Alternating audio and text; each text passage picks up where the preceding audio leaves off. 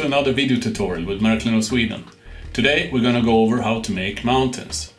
I used basically 3 techniques to get the mountain look I want. I have a base in the mountains which is aluminum net like this.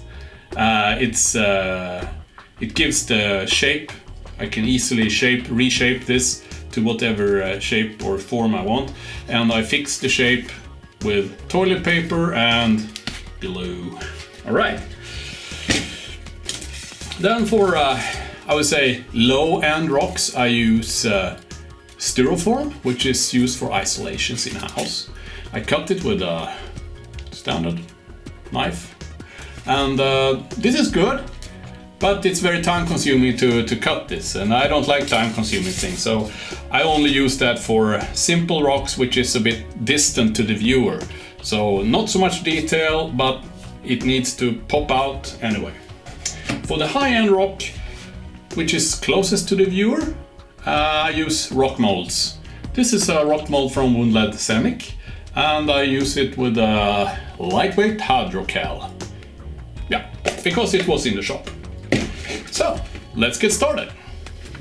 I cut the aluminum mesh with a normal scissor like this.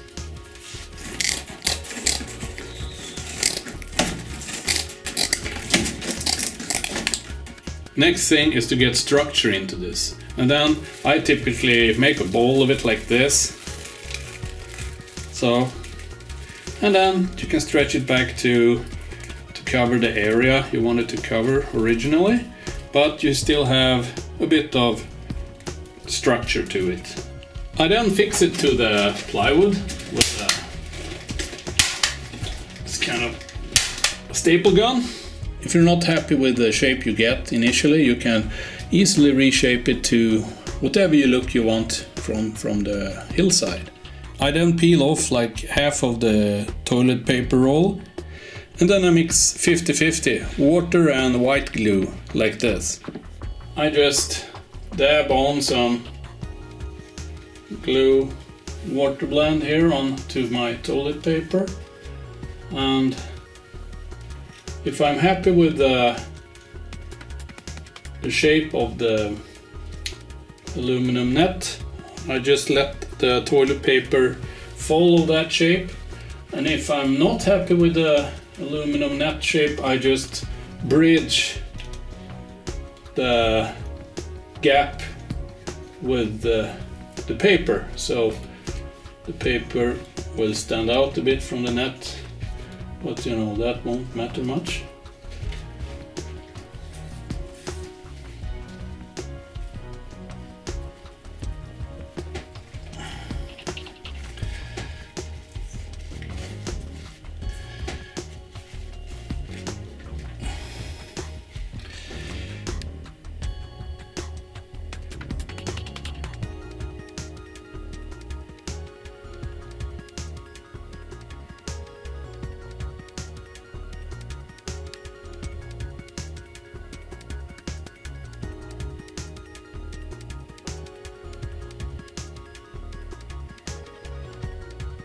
Once the glue dried, it gets hard. It's still possible to reshape this though. So compared to other methods where you use like cloth or gypsum, which gets very hard, this is still possible to remove and add shape like this. Curvature here is not so nice, so then I can press that down and reshape it very easily. Let's get started with the rock molds. First thing, I clean them. I use soap, not so much for cleaning, but to remove the surface tension in the water so the gypsum would flow better in the mold.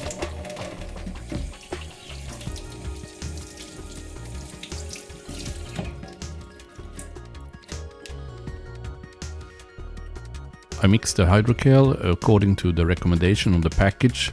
Basically it's 3 parts of powder and 1 part water.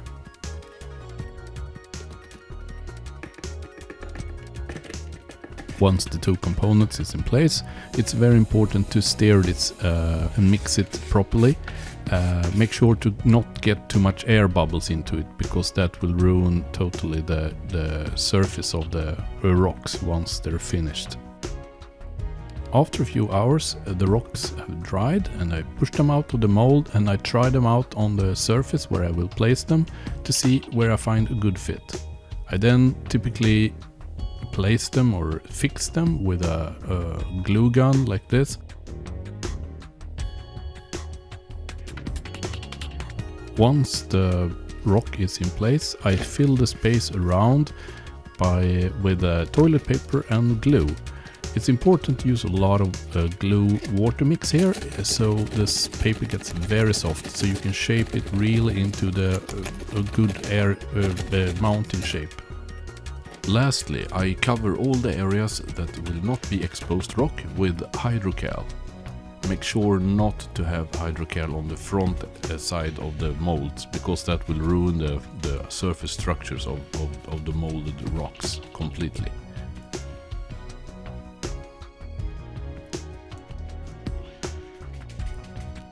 Once everything is properly dried, it's time for the first layer of paint.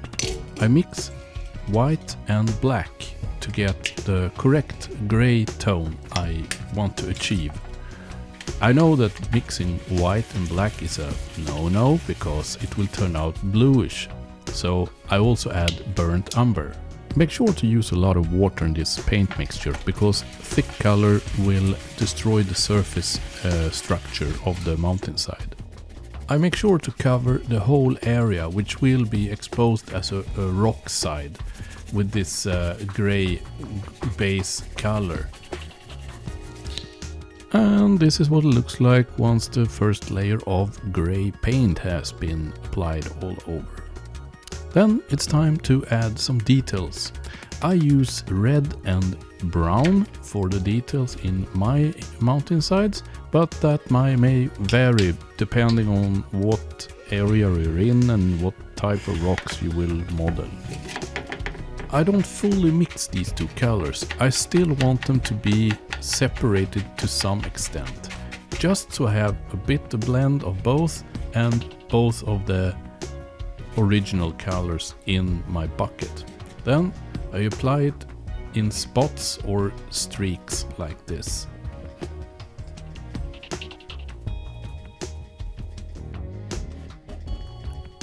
Once it's done, it looks like this.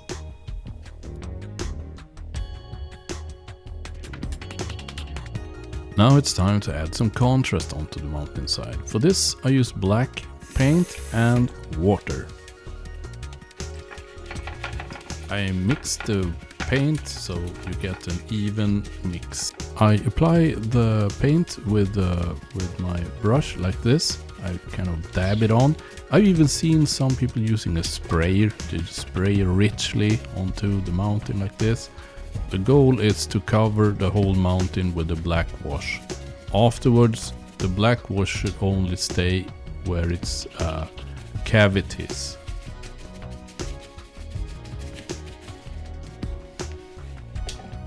Alright, third layer in place, and this is what it looks like after the black wash.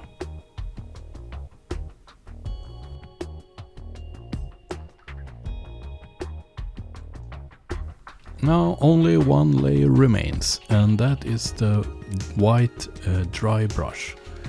The purpose with this layer is to enhance the edges, the contour of the mountainside. I know that some people say, hey, mountains do not have this white contour, so you know it doesn't look very natural to do this. But you know, I just love the look you get after this, so I don't care. Make sure to have very little color on your brush though, otherwise it will lead to a disaster. That's why it's called dry brushing. A dry brush, simply.